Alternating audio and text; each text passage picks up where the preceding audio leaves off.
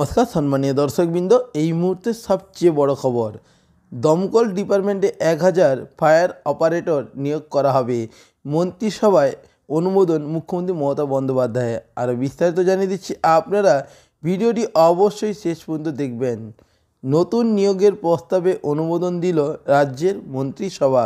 বুধবার নবান্নে মুখ্যমন্ত্রী মমতা বন্দ্যোপাধ্যায় পৌরোহিত্য রাজ্য মন্ত্রিসভার বৈঠক হয়। তাতে প্রস্তাব পেশ করা হয় যে দমকল বিভাগে 1000 শূন্যপদে এবার নিয়োগ করা জরুরি, কারণ অনেক শূন্যপদ রয়েছে। 1000 ন্যূনতম নিয়োগ করতে হবে, এমনটাই কিন্তু অনুমোদন হয়।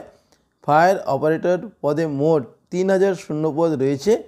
প্রথম পর্যায়ে 1000 অপারেটর নিয়োগ করা যেতে পারে। দমকল দপ্তরে এই প্রস্তাবে চূড়ান্ত অনুমোদন দিয়েছে রাজ্যের মন্ত্রিসভা।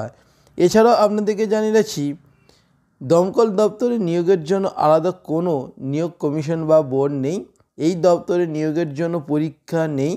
পাবলিক সার্ভিস কমিশন এবং ক্যাবিনেট সূত্রে বলা হচ্ছে এবার পাবলিক সার্ভিস কমিশনের মাধ্যমে নিয়োগ করা হবে। এছাড়া মন্ত্রিসভা বৈঠকে অনুমোদনের পর দমকল দপ্তর সরকারিভাবে প্রস্তাব পাঠাবে সিএসসিকে, তারপরে নিয়োগ প্রক্রিয়া শুরু করবে কমিশন। এছাড়াও আপনাদেরকে জানিয়ে রাখছি, ফায়ার অপারেটর পদে 2023 সালে এবার নিয়োগ পরীক্ষা দিয়েছে পাবলিক সার্ভিস কমিশন। সেই সময়ে 1452টি শূন্যপদের জন্য পরীক্ষা নেওয়া হয়েছিল। এই পদে চাকরির জন্য ন্যূনতম মাধ্যমিক পাস হতে হবে। বয়স হতে হবে 18 থেকে 27 বছরের মধ্যে। তবে তফসিলি উপজাতি যারা পরীক্ষার্থী রয়েছে তাদের জন্য 5 বছরের জন্য, অন্যান্য অনগ্রসর শ্রেণীর জন্য 3 বছরের বয়সের ছাড় রয়েছে।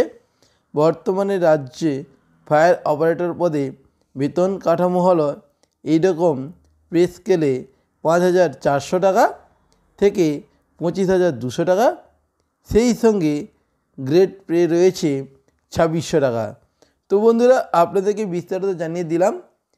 তো সরকারের পক্ষ থেকে এরপরে আবার একটি নোটিশ দেবে, সেই নোটিশে আপনাদেরকে আরও বিস্তারিত জানিয়ে দেব। তো কবে নিয়োগ করা হচ্ছে সেই নোটিশেই যখনই পাবলিশ হবে আপনাদের সামনে নোটিশটি তুলে ধরবো। তো বন্ধুরা, আজকের ভিডিও এই পর্যন্ত। পরবর্তী ভিডিওতে আবার দেখা হচ্ছে। আপনারা ততক্ষণ ভালো থাকবেন, সুস্থ থাকবেন। পরবর্তী ভিডিওতে দেখা হচ্ছে। ধন্যবাদ।